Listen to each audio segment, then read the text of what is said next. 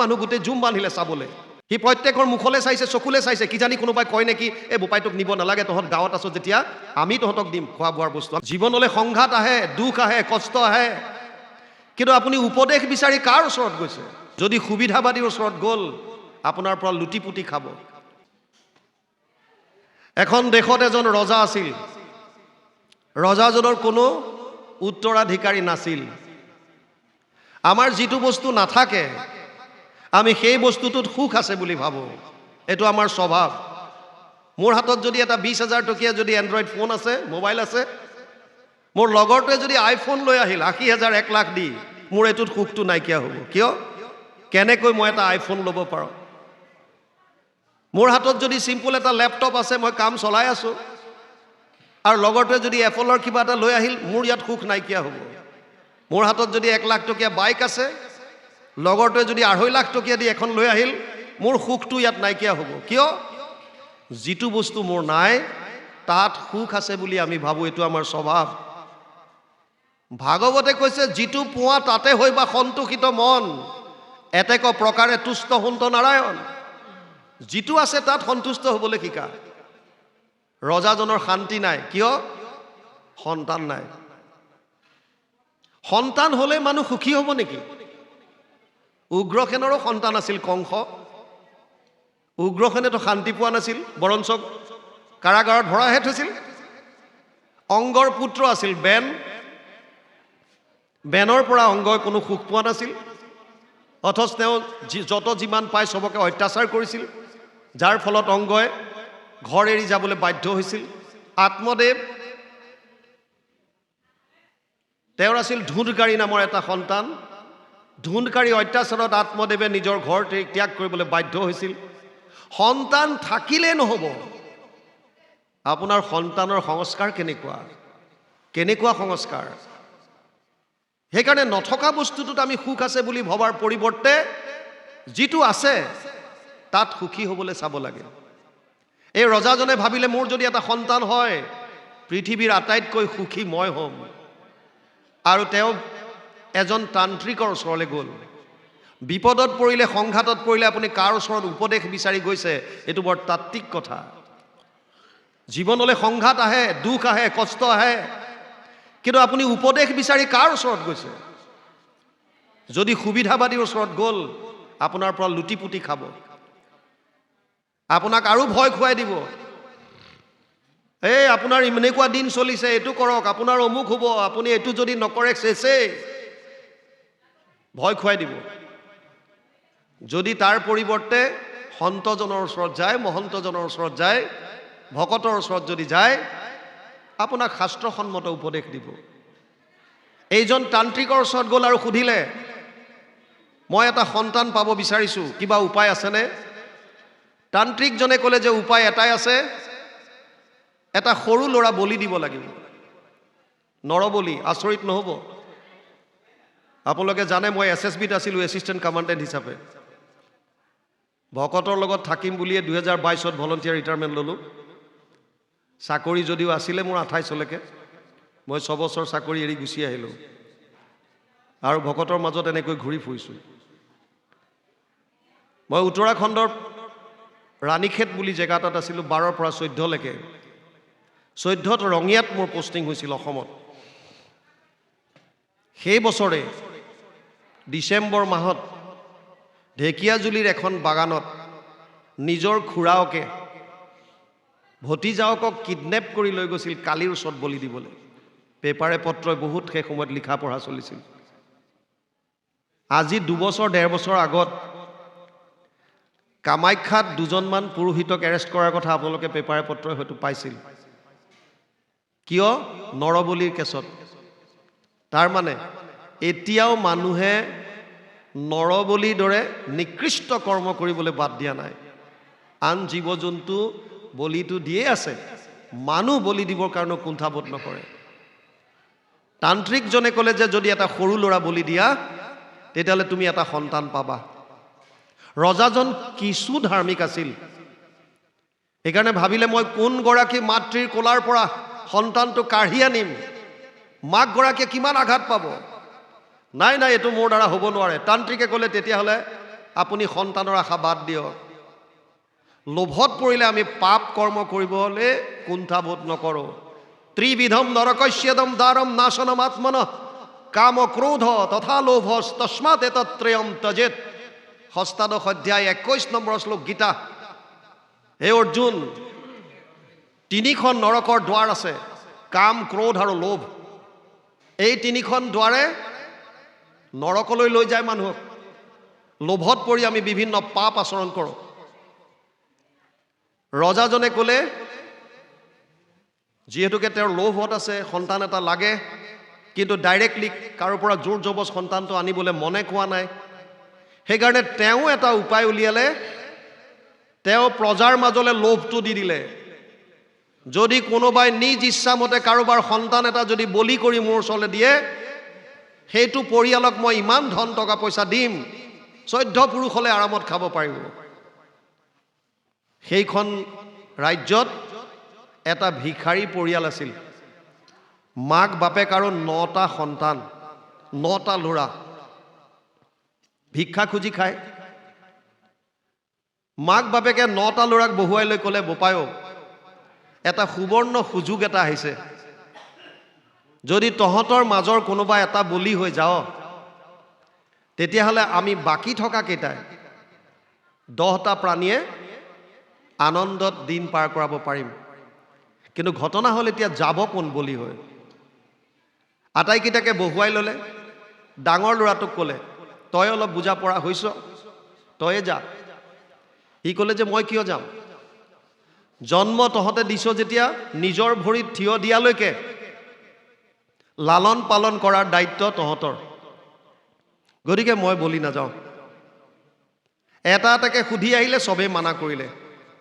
একেবাৰে সৰু ল'ৰাটোৰ বয়স কেৱল মাত্ৰ 7 বছৰ। কিন্তু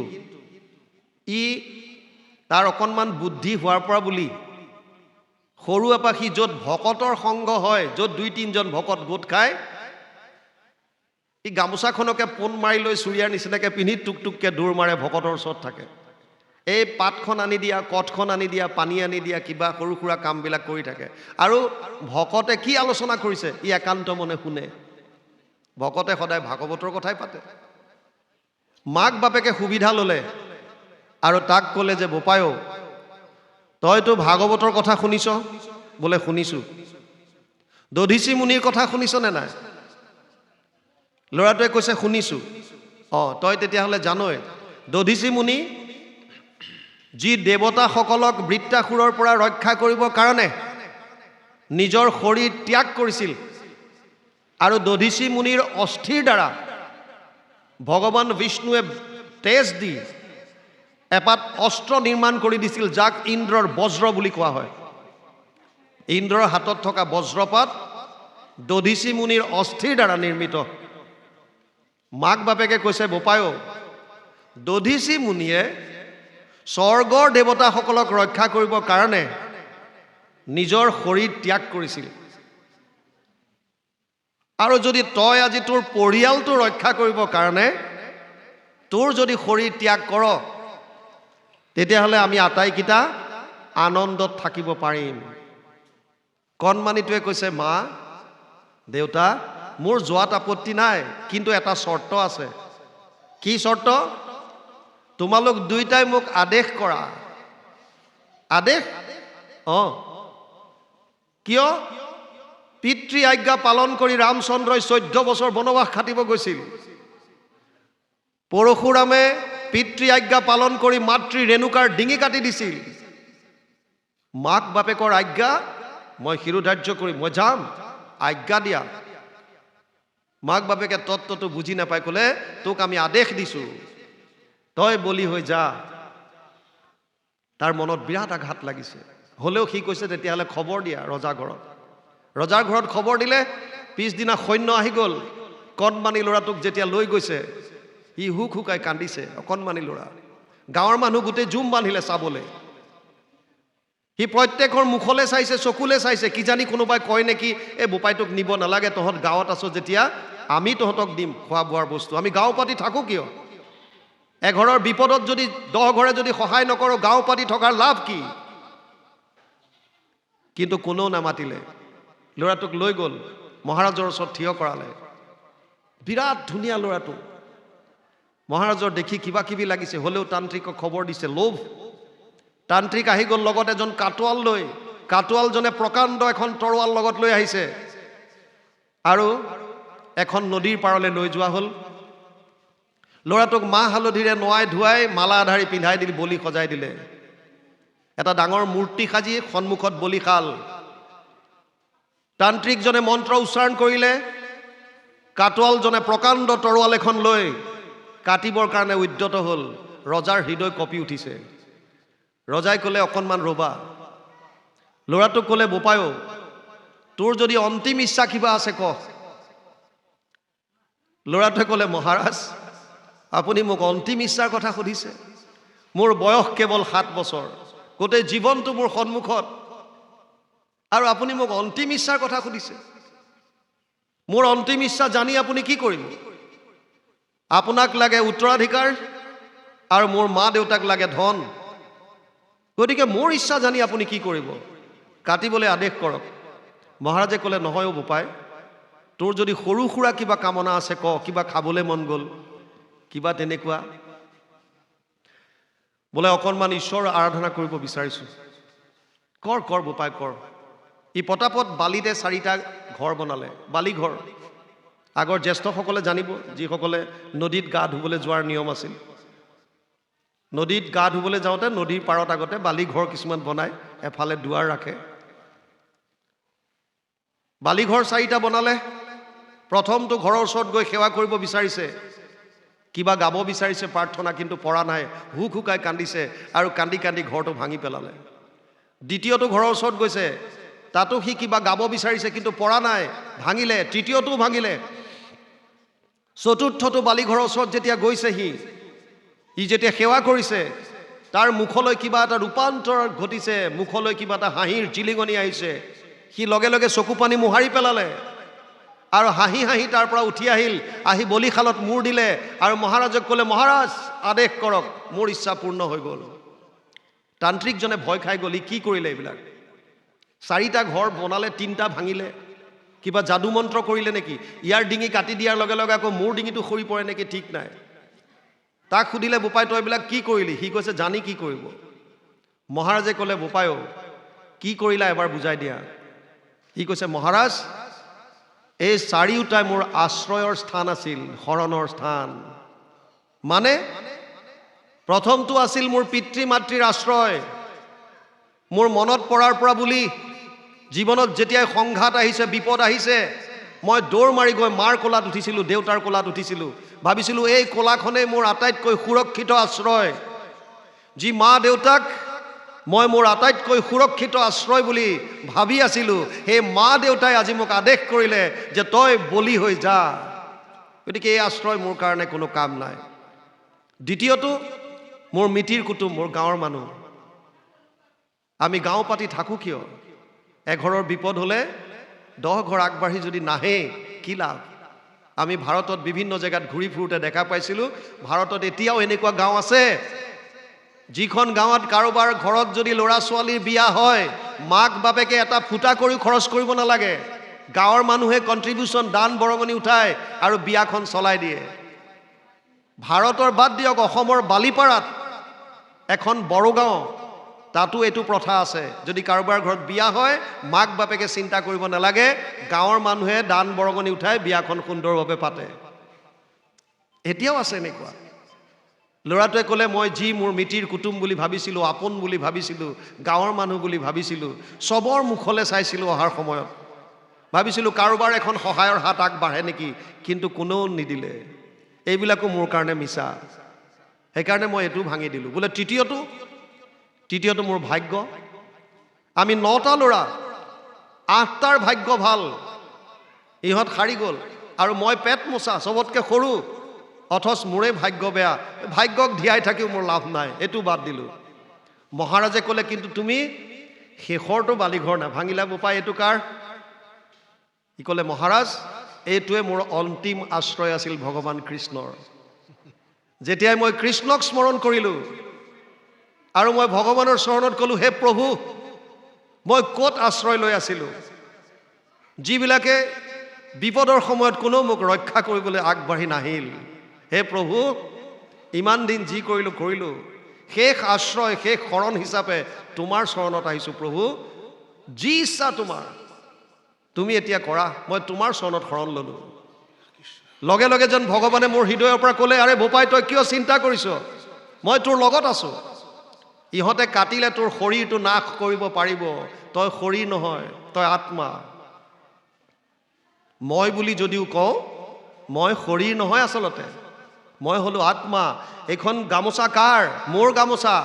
মই গামোচাখন নহয়। এইখন কাৰ চেলেং? মোৰ চেলেং। মানে মই চেলেংখন নহয়। এইটো কাৰ হাত? মোৰ হাত। তাৰমানে মই হাতটো নহয়। এইটো কাৰ শৰীৰ? মোৰ শৰীৰ। তাৰমানে মই শৰীৰটো নহয়। মোৰ বস্তুবিলাক মই কেতিয়াও হ'ব নোৱাৰো। ভগৱান কৃষ্ণই যেন মোক ক'লে, তই আত্মা, শৰীৰটো নাশ হ'ব। শৰীৰৰ 3টা অৱস্থা, বিষ্ঠা পলু চাই। যদি পেলাই দিয়ে চৰাই চিৰিকটি জীৱ জন্তুৱে খাই বিষ্ঠা কৰি উলিয়াই দিব। যদি পুতি থয় পলু হ'ব, আৰু যদি জ্বলাই দিয়ে ছাই হ'ব। শৰীৰটো বিনাশী, কিন্তু তই শৰীৰ নহয়, তই হৈছ আত্মা। আত্মাক অস্ত্ৰ শস্ত্ৰই কাটিব নোৱাৰে, তই ভয় নকৰিবি।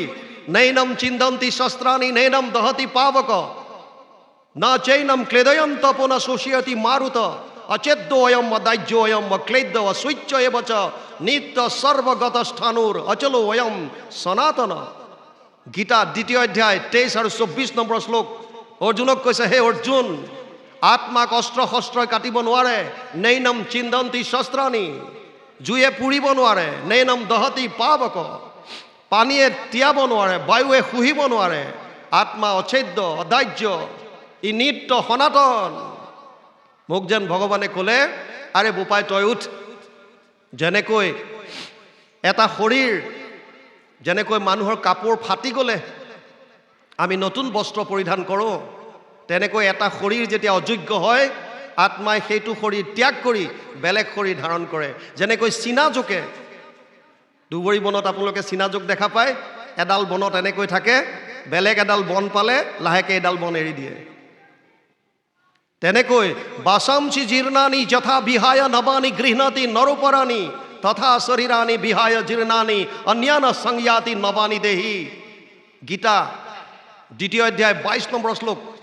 অৰ্জুনক কৈছে, হে অৰ্জুন, যেনেকৈ কাপোৰ ফাটি গ'লে মানুহে নতুন বস্ত্ৰ পৰিধান কৰে, তেনেকৈ আত্মাই এটা শৰীৰ অযোগ্য হ'লে সেই শৰীৰ ত্যাগ কৰি বেলেগ শৰীৰ ধাৰণ কৰে।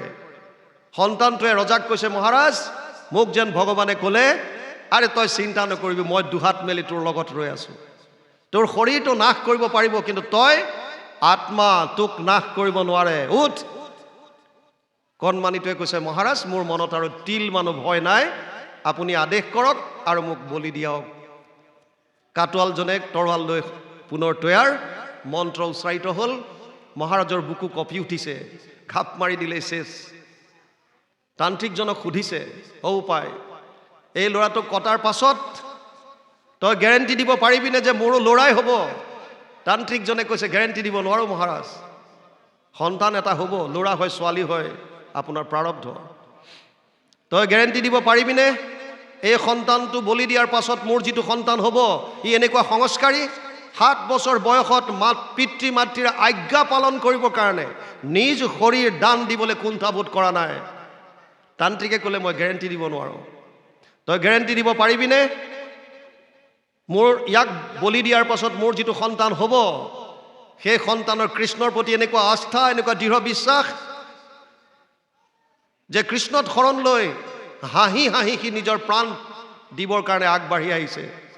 তই গেৰেণ্টি দিব পাৰিবি? তান্ত্ৰিকজনে ক'লে, গেৰেণ্টি দিব নোৱাৰোঁ। মহাৰাজে ক'লে, তেতিয়াহ'লে তোৰ তাম ঝামবিলাক বন্ধ কৰ। তান্ত্ৰিকে ক'লে, মহাৰাজ, তেতিয়াহ'লে আপুনি আপোনাৰ আশা ত্যাগ কৰক।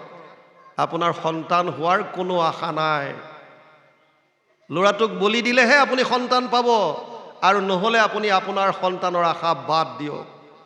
মহাৰাজে ক'লে যে, মই সন্তানৰ আশা বাদ দিলোঁ, কিন্তু যিহেতু এই সন্তানটোক মাক বাপেকে ত্যাগ কৰিলে, আৰু ইয়াৰ বিনিময়ত মই মাক বাপেকক যিমান ধন টকা পইচা দিবলগীয়া আছে ইতিমধ্যে মই দিলোঁ, সেইকাৰণে মোক আৰু বেলেগ সন্তান নালাগে, মই এই সন্তানটোকে মোৰ সন্তান হিচাপে মই গ্ৰহণ কৰিলোঁ। ইয়েই মোৰ তুলনীয়া পুত্ৰ হ'ব আৰু ইয়েই এইখন দেশৰ উত্তৰাধিকাৰী ৰজা হিচাপে মই ঘোষণা কৰিলোঁ। মুকং কৰতি বাচালম পংগুং লংঘয়তে গিৰিম যৎ কৃপা তমহং বন্দে পৰমানন্দ মাধৱম। যাৰ দায়া বলে খোৰা পৰ্বত চঢ়াৱে মুখে ৰাও নাহি যাৰ সিটো কবি হুৱে হেনয় পৰমানন্দ বন্ধু মাধৱক কৃপা কৰা বাপ কৃষ্ণ মই অজ্ঞানক। যিজনে প্ৰভু ভগৱন্তত শৰণ ল'লে তেওঁ যদি খোৰাও হয়, ভগৱানে কৈছে মই পৰ্বত বগোৱাই দিব পাৰিম এনেকুৱা। যদি বোবা হয় তেওঁ কবি কৰি দিব পাৰে। প্ৰভু ভগৱন্তৰ কৃপা প্ৰাপ্ত হোৱাৰ পাছত আপুনি একো চিন্তা কৰিব নালাগে। সেইকাৰণে জীৱ ইয়াত গৰ্ভত থাকোঁতে শৰণ লৈছে আৰু শৰণ লৈ কৈছে, হে প্ৰভু তুমি সৰ্বভয়হাৰী, মই তোমাৰ চৰণত শৰণ লৈছোঁ। শৰণ লৈ কি কৈছে? সৰ্বভয়হাৰী তোমাৰ চৰণে শৰণ লৈলো সম্প্ৰতি, জনো বোলা আত শৰণক লয়, তানো তাৰ কিবা ভেদ, ভগৱন্ত সেব্য মই পুনু সেৱক লৈও আহি পৰিছে। হে প্ৰভু তুমি খালি ভাবি লোৱা, তুমি হৈছা মই সেৱক, তুমি সেব্য। মই সেৱক, তুমি মোৰ সেব্য, এই বুলি তুমি মোক লোৱা, গ্ৰহণ কৰা। কি কৈছে? মাতৃৰ গৰ্ভত পৰি আছো মই দণ্ডে যুগসম যায়, আত থাকন্তেও যাৰ দুখ নাই প্ৰণাম তাহান পায়। আত্মাৰ লগত পৰমাত্মা বিৰাজমান হৈ থাকে। এক বৃক্ষে দুই পক্ষী, ৰূপে দুই কুসম দেখি, দুইৰো দুই সখা নিৰন্তৰ, এক বৃক্ষে ফল খায় আৰু আনটোৱে সদায় চাই থাকে, যিটো নাখায় সিটো গুণে বৰ। এডাল গছত দুটা পক্ষী আছে, এই শৰীৰটোত দুটা পক্ষী, আত্মা আৰু পৰমাত্মা। আত্মাই কৰ্মফল ভোগ কৰে, পৰমাত্মাই নাই। উপদ্ৰষ্টা অনুমন্তা চ ভৰ্তা ভোক্তা মহেশ্বৰ, পৰমাত্মা ইতি চাপ্যুক্ত দেহে অস্মিন পুৰুষ পৰ। ত্ৰয়োদশ অধ্যায় 22 নম্বৰ শ্লোক গীতা। হে অৰ্জুন, মই অনুমন্তা অন্তৰ্যামী হিচাপে, সাক্ষী হিচাপে, সকলোৰে লালন পালনৰ স্বামী হিচাপে পৰমাত্মা ৰূপে সমস্ত জীৱৰ হৃদয়ত বাস কৰি আছো। জীৱই কৈছে তুমিও আছা যদিও তুমি এইবিলাক দুখ সুখৰ পৰা আঁতৰত। পঞ্চভূত দেহে পৰি আছো মই বন্দী হৈ চিৰকাল, ইটো দেহে যাক বান্ধিবে নপাৰে প্ৰণামো হেন কৃপাল। পঞ্চভূত, ক্ষিতি জল তেজ বায়ু আকাশ, এই 24 তত্ত্বৰ দ্বাৰা আমাৰ শৰীৰ গঠিত। 5 মহাভূত, পঞ্চ তন্মাত্ৰা ৰূপ ৰস গন্ধ স্পৰ্শ শব্দ, 5 জ্ঞানেন্দ্ৰিয় শ্ৰোত্ৰ নেত্ৰ জিহ্বা ঘ্ৰাণ, 5 কৰ্মেন্দ্ৰিয় গুহ্য লিংগ পদ বাণী কৰ, মন বুদ্ধি অহংকাৰ আৰু মূল প্ৰকৃতি। এই 24 তত্ত্বৰ দ্বাৰা আমাৰ শৰীৰটো হৈছে। ইয়াত যদিও আত্মা আছে পৰমাত্মাও আছে, পৰমাত্মাক কিন্তু কৰ্মফলে চুব নোৱাৰে। সেইকাৰণে কৈছে ইটো দেহে যাক বান্ধিবে নপাৰে প্ৰণামো হেন কৃপাল, যদি বোলা ইটো অজ্ঞানীৰ বান্ধ জ্ঞানতেহে নিবৰ্তয়, ঈশ্বৰ কৃষ্ণক প্ৰণাম কৰিবে ইহাত কিবা লাগয়। যদি তুমি কোৱা যে আমি যে বান্ধত ঘূৰিছোঁ এইটো অজ্ঞানীৰ বান্ধ, মানে মায়াৰ, আৰু মায়াৰ বান্ধ খুলিব পাৰিব কেৱল জ্ঞানৰ দ্বাৰাহে, যদি তুমি তেনেকে ভাবিছা, ই পুনু কচ্চিত আশংকাৰ শুনা উত্তৰ কহু বুজাই, যাহাৰ মায়াত জ্ঞান নষ্ট হোৱা জীৱে মহাক্লেশ পায়। আমিবিলাকে যে কষ্ট পাইছোঁ কিয়? ঈশ্বৰৰ মায়াৰ কাৰণে। 3টা বস্তু, ভগৱান, মায়া, জীৱ। মায়াৰ 3টা গুণ আছে, সত্যম ৰজস্তম ইতি গুণ প্ৰকৃতি সম্ভৱা, নিবধ্নন্তি মহাবাহু দেহে দেহিনাম অব্যয়ম। 14 অধ্যায় 5 নম্বৰ শ্লোক গীতা। হে অৰ্জুন, মোৰ 3টা গুণ আছে, সত্য ৰজ আৰু তম। এই 3টা গুণৰ দ্বাৰা মানুহৰ মনলৈ 3 ধৰণৰ ভাৱ আহে। সত্য গুণৰ পৰা সাত্বিক ভাৱ, ৰজগুণৰ পৰা ৰাজসিক ভাৱ, তমগুণৰ পৰা তামসিক ভাৱ। যাৰ যেনেকুৱা ভাৱ ই তেনেকুৱা কৰ্ম কৰে, আৰু যাৰ যেনেকুৱা কৰ্ম ই তেনেকুৱা ফল ভোগ কৰিব লাগিব। এইটোৱে হৈছে সংসাৰ চক্ৰৰ নিয়ম। অনিষ্টম ইষ্টম মিশ্ৰম চ ত্ৰিবিধা কৰ্মনা ফলম ভৱতি ত্যাগিনম প্ৰত্য নাতু সন্ন্যাসিনা ক্বচিত। 18 অধ্যায় 12 নম্বৰ শ্লোক গীতা। হে অৰ্জুন, 3 ধৰণৰ ফল আছে, এটা ভাল বা পুণ্য, এটা বেয়া বা পাপ, এটা মিশ্ৰিত পাপ পুণ্যৰ মিশ্ৰণ। আমি যিমান কৰ্ম কৰিছোঁ এই কৰ্মবিলাকৰ ফল প্ৰত্যেকটো জীৱৰ বিপৰীতে এখন একাউণ্টত জমা হৈ আছে। আপুনি যিমানেই লুকাই চুৰকে নকৰক কিয়, ভগৱান কৃষ্ণ অন্তৰ্যামী ৰূপে আমাৰ শৰীৰত বিৰাজমান হৈ আছে। যেনেকুৱাই আপুনি কৰ্ম কৰে, প্ৰত্যেকটো কৰ্মৰ ফল আপোনাৰ একাউণ্টত চব লিখা আছে। সেইটোক কৈছে সঞ্চিত কৰ্ম। এই সঞ্চিত কৰ্মৰ এটা অংশ আমি লৈ আহোঁ, যিটোক কৈছে প্ৰাৰব্ধ। আৰু প্ৰাৰব্ধ যেনেকুৱা আহে তেনেকুৱা আমি ভোগ কৰিব লাগিব। যদি প্ৰাৰব্ধত কেৱল পুণ্য আহিল, আপুনি স্বৰ্গলোকত যাব, দেৱতা হ'ব। কেতিয়ালৈকে থাকিব? তে ত্বম ভুক্তো স্বৰ্গলোক বিশালম ক্ষীণে পুণ্যে মৰ্তলোকম বিশন্তি, নৱম অধ্যায় 21 নম্বৰ শ্লোক গীতা। তেতিয়ালৈকে স্বৰ্গত থাকিব যেতিয়ালৈকে পুণ্য থাকে। যদি পাপ আহিল, তেতিয়াহ'লে অধোজনী, কীট পতংগ, পোক পৰুৱা, জীৱ জন্তু কেতিয়ালৈকে থাকিব? যেতিয়ালৈকে প্ৰাৰব্ধ। আৰু যদি মিশ্ৰিত কৰ্ম ভাগ্যৰ মূলত পালে, পাপ পুণ্যৰ মিশ্ৰণ, তেতিয়াহ'লে মনুষ্য শৰীৰ পাব। সেইকাৰণে মানুহৰ জীৱনত যিহেতু মিশ্ৰিত কৰ্ম লৈ আহিছোঁ, সুখ দুখ দুইটা লৈ আহিছোঁ, সেইকাৰণে মানুহৰ জীৱনত সুখ দুখ দুইটাই ভোগ কৰিবলগীয়া হয়। তাৰ পাছত কৈছে, এয়া কাৰ কাৰণে হৈছে? এই মায়াৰ কাৰণে। এই মায়াৰ পৰা পৰিত্ৰাণ কেনেকৈ পাম? গীতাত কৈছে, দৈবহী এষ গুণময়ী মম মায়া দূৰত্বয়া মাম এব ইয়ে প্ৰপদ্যন্তে মায়ামেতাম তৰন্তিতে। সপ্তম অধ্যায় 14 নম্বৰ শ্লোক গীতা। হে অৰ্জুন, মোৰ মায়া অতি ভয়ানক। ইয়াৰ পৰা পৰিত্ৰাণ সেইসকলেহে পাব পাৰিব যিসকলে কেৱল মাত্ৰ মুঠ শৰণ ল'লে।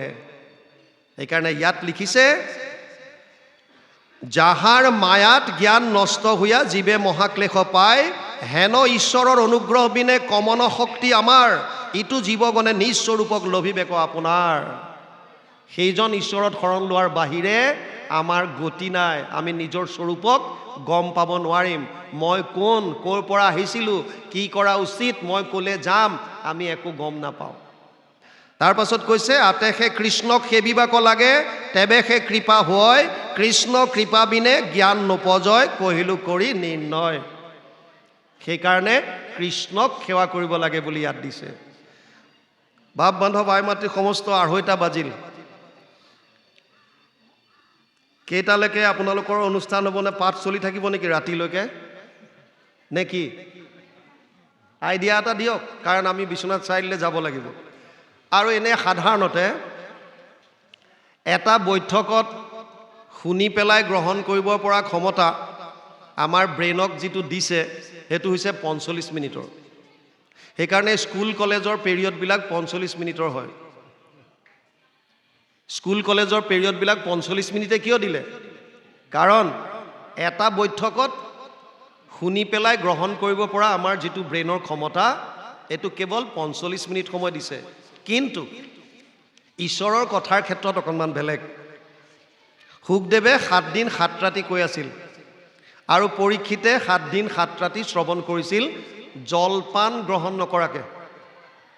বৰ্তমান সেই শুকদেৱো নাই, সেই পৰীক্ষিতো নাই। তথাপিও 2-3 ঘণ্টা আমি একান্তভাৱে আপোনালোকৰ দৰে শ্ৰোতা পালেতো ঘণ্টা ঘণ্টা ধৰি কৈ থাকিব পাৰিম, যিটো আপোনালোকে একান্ত মনে শ্ৰৱণ কৰিছে। কিন্তু সময়ৰ এটা কথা থাকে, বেছি দীঘলীয়া হ'লে ভয় লাগে। আমাৰ তাত মাজতে 90 বছৰীয়া বুঢ়ী মানুহ এজনী কোৰ্টত গৈছে ডিভোৰ্চ বিচাৰি। জাজে ডাইৰেক্ট সুধিছে, আইতা আপোনাৰ বয়স কিমান? বোলে বোপাই মোৰ 90 মান চুলে। বোলে 90 বছৰ বয়সত আপোনাক ডিভোৰ্চ লাগে, বিবাহ বিচ্ছেদ? মানুহজন ক'ত? কৈছে মানুহজন আহিছে, এনেকৈ দেখুৱাই দিছে কোৰ্টৰ আন এটা ছাইডত। চকী এখনত লাখুটি লৈ বুঢ়া এজন বহি আছে, হাতটো কঁপি আছে, নাৰ্ভৰ প্ৰব্লেম। জাজে সুধিছে, দেউতা আপোনাৰ বয়স কিমান হ'ল? বোলে বোপাই 95 মান হ'ল। কৈছে 95 বছৰত আপুনি ডিভোৰ্চ বিচাৰি আহিছে? কৈছে ধেত মোক নালাগে, হে মৰতি সুত কি লাগে? জাজে কৈছে, অ' আইতা আপোনাৰ মানুহটোকচোন ডিভোৰ্চ নালাগে। বোলে তেওঁক কিয় লাগিব? তেওঁৰ কি কষ্টটো আছে? দুখ কষ্ট মইহে পাইছোঁ। বোলে বাপৰে, এনেকুৱা কি কষ্ট পাইছে আপুনি? কৈছে মানুহটোৱে মোক যিমান গালি খপনি পাৰে মই চব শুনো। অ' এইটোত আপুনি ডিভোৰ্চ নাপায়। গিৰিয়েকে গালি পাৰিছে, ঘৈণীয়েকে শুনিলে।